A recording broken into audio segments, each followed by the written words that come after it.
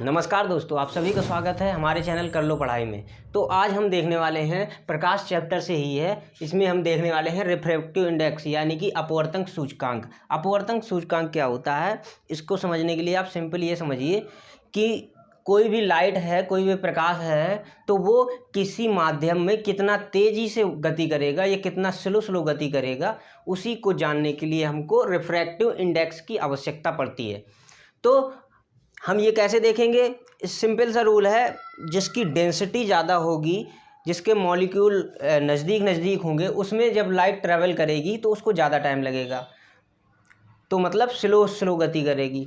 और जिसमें मॉलिक्यूल्स दूर होंगे तो उसमें तेज़ी से गति कर पाएगी, कम टाइम लगेगा। जैसे कि निर्वात है, वहाँ पर कुछ होता ही नहीं है, खाली जगह है स्पेस में, तो वहाँ पर लाइट की स्पीड सबसे तेज़ होती है। उसके बाद अगर हम बात करें वाटर की, तो वाटर की निर्वात से ज़्यादा वायु की होगी। वायु थोड़ा उससे घनी होती है, उसमें वायु के मॉलिक्यूल होते हैं। वायु से घना क्या है, वाटर है। वाटर से घना क्या है, कांच है। तो क्या होगा, जब भी हम निर्वात में जाएंगे तो स्पीड सबसे तेज़ होगी। और उसके बाद जब हम उससे घने माध्यम यानी कि हवा की बात करेंगे, वायु की बात करेंगे, तो उसमें क्या होगा, थोड़ा बहुत मॉलिक्यूल मिल जाएंगे। जब वो प्रकाश गति कर रहा होगा तो थोड़ा उससे स्पीड स्लो हो जाएगी। उसके बाद अगर हम वाटर में जाएंगे तो वाटर में और ज़्यादा घना होता है, तो उसमें और स्पीड थोड़ा स्लो हो जाएगी। कांच और ज़्यादा घना होता है, उसमें स्पीड और ज़्यादा स्लो हो जाएगी। इसी तरह से जिस तरह से माध्यम घना होता जाएगा, सघन होता जाएगा, उसकी स्पीड प्रकाश की उसमें कम होती जाएगी।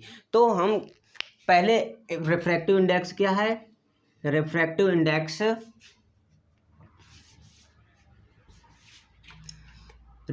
इंडेक्स को हम म्यू से रिप्रेजेंट करते हैं या एन से।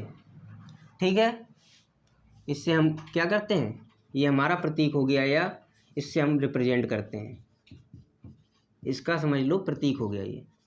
ठीक है, इसमें अब हमको ये समझना जरूरी है कि किसमें तेजी से गति करेगा, किसमें स्लो गति करेगा। तो ये देखना है कि किसमें तेजी से गति करेगा, किसमें स्लो गति करेगा।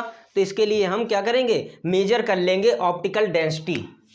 एक चीज़ हमको इसकी आवश्यकता होगी, optical density. Optical density means क्या, प्रकाशिक घनत्व।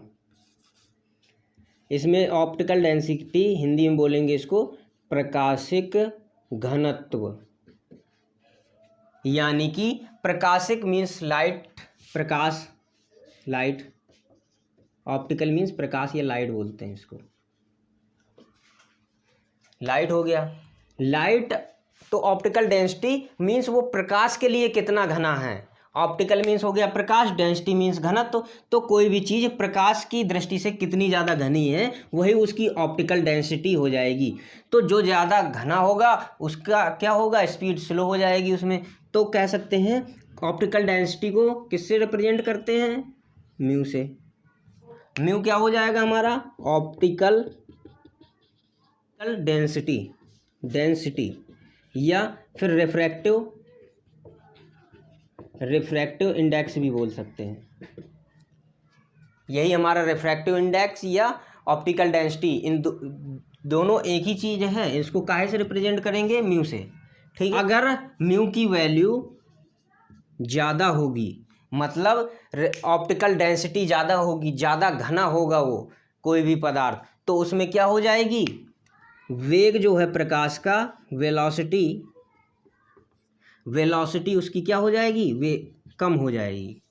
क्यों, ज़्यादा डेंसिटी होगी, ज़्यादा घना होगा, तो मतलब वेलोसिटी स्लो हो जाएगी, ज़्यादा मॉलिक्यूल होंगे, धीरे धीरे ट्रेवल करेगा प्रकाश। ठीक है, और अगर हमारा म्यू का मान कम हो जाएगा, तो हमारी म्यू का मान कम का मतलब डेंसिटी कम हो गई, ऑप्टिकल डेंसिटी कम हो गई, तो क्या होगा, हमारा वेग जो है ये तेज हो जाएगा। म्यू का मान कम हो गया मतलब ऑप्टिकल डेंसिटी कम हो गई, ऑप्टिकल डेंसिटी कम घना हो गया, कम घना पदार्थ होगा तो प्रकाश तेजी से ट्रैवल कर पाएगा, बहुत तेजी से जाएगा। ठीक है, ये चीज़ समझ में आ गई। अब इसके बाद हम देखेंगे कि कोई माध्यम में किस तरह से गति करती है। ये समझ लीजिए कोई मीडियम है, ये कोई ऊपर मीडियम था, मीडियम 1, मीडियम 2, ये ऊपर कोई हल्का माध्यम मान लो या भारी कोई दूसरा माध्यम था। तो अलग अलग माध्यम हो गए ये दोनों। यहाँ समझ लीजिए हवा थी, यहाँ कांच था, ये यहाँ कांच, यहाँ हवा थी, ऊपर कांच था। अलग अलग माध्यम है, कुछ भी माध्यम मान सकते हैं। ये एक जगह निर्वात मान लो, एक जगह वायु मान लो, एक जगह वाटर मान लो, एक जगह और कुछ मान लो। तो दो अलग अलग माध्यम है, एक घना है एक कम घना है। तो ये समझ लीजिए 1 और 2 कोई भी माध्यम है, 1 और 2 कोई माध्यम है। तो जो 1 वाले की जो ऑप्टिकल डेंसिटी या रिफ्रैक्टिव इंडेक्स होगा उसको क्या कहेंगे, म्यू कहेंगे। म्यू से रिप्रेजेंट करते हैं। तो ऊपर वाले की मान ली म्यू 1 है रिफ्रैक्टिव इंडेक्स, और नीचे वाले का क्या हो जाएगा, म्यू 2 हो जाएगा। ये पहला वाला रिफ्रैक्टिव इंडेक्स हो गया, ये दूसरे वाले का रिफ्रैक्टिव इंडेक्स हो गया। ठीक है। तो जो इसमें जो वेलोसिटी होगी, कितनी तेज़ी से गति करेगा, इसको मान लेते हैं v1। ये कोई प्रकाश की किरण आ रही है, इस तरह से प्रकाश की किरण आ रही है। फिर क्या होगी, ये प्रकाश की किरण पार करके निकल जाएगी। तो किस तरफ जाएगी, अभिलंब बताया था ना, इस तरह से अभिलंब होता है। तो ये सीधी ना जाकर अभिलंब की ओर थोड़ा इस तरह से मुड़ जाएगी। ठीक।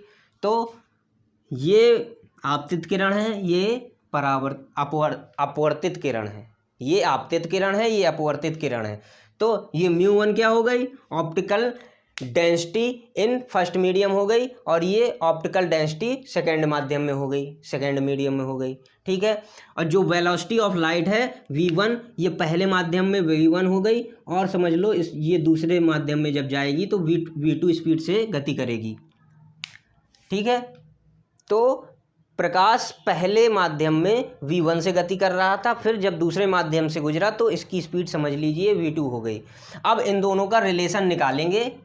तो रिलेशन होता है हमारा μ1 अपॉन μ2।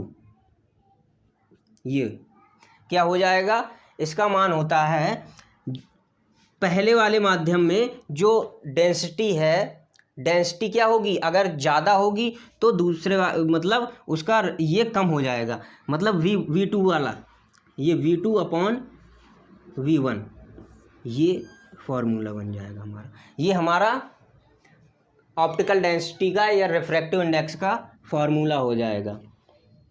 ठीक है। इसको फॉर्मूले को लिख लीजिए, फिर इसके बाद इसका एक क्वेश्चन भी कराते हैं। μ2 यानी कि जो दूसरे माध्यम में अगर रिफ्रैक्टिव इंडेक्स है तो ये किसके सापेक्ष लिया जाएगा, पहले वाले के सापेक्ष में लिया जाएगा, पहले वाले के उसमें लिया जाएगा। तो μ1 का जो सापेक्ष μ2 है, μ2 किसके सापेक्ष में, μ1 के सापेक्ष में, पहले वाले माध्यम के सापेक्ष में, ये हो जाएगा v1 अपॉन v2। ठीक है। इस तरह अगर हमारे पास कोई एक वेलोसिटी दी है v1, ये समझ लो निर्वात वाला है, ये किस में है, जो v है तो ये v1 है, ये हमारी समझ लो एयर में है।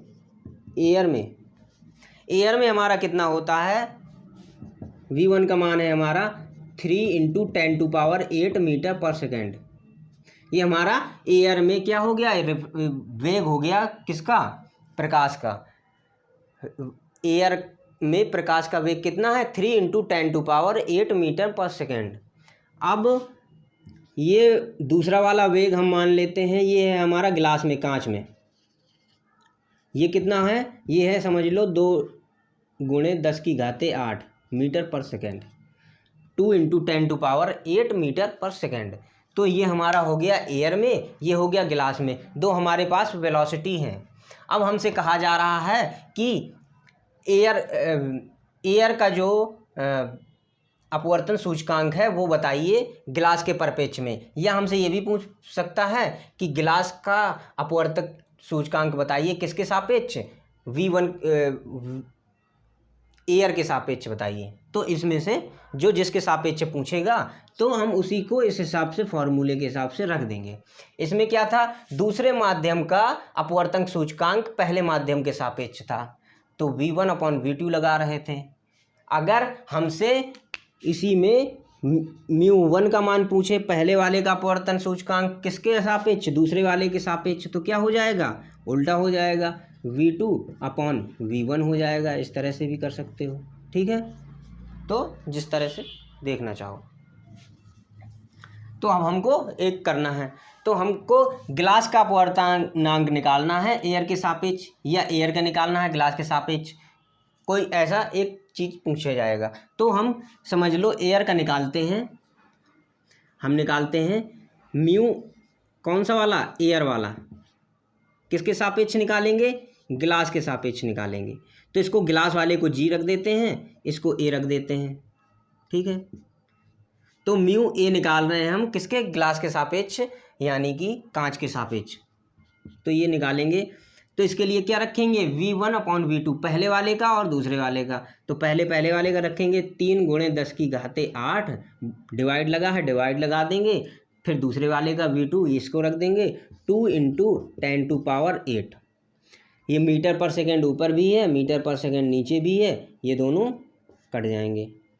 10⁸ नीचे भी है 10⁸, और 10⁸ ऊपर भी है, दोनों कट जाएंगे। बच क्या गया, गिलास के सापेक्ष म्यू एयर वाला, इसको 3/2 ये हमारा आ गया। ये क्या आ गया, ये क्या आ गया, वायु का अपवर्तन सूचकांक, वायु का अपवर्तन सूचकांक आ गया। किसके सापेक्ष में, कांच के या गिलास के सापेक्ष में, कांच के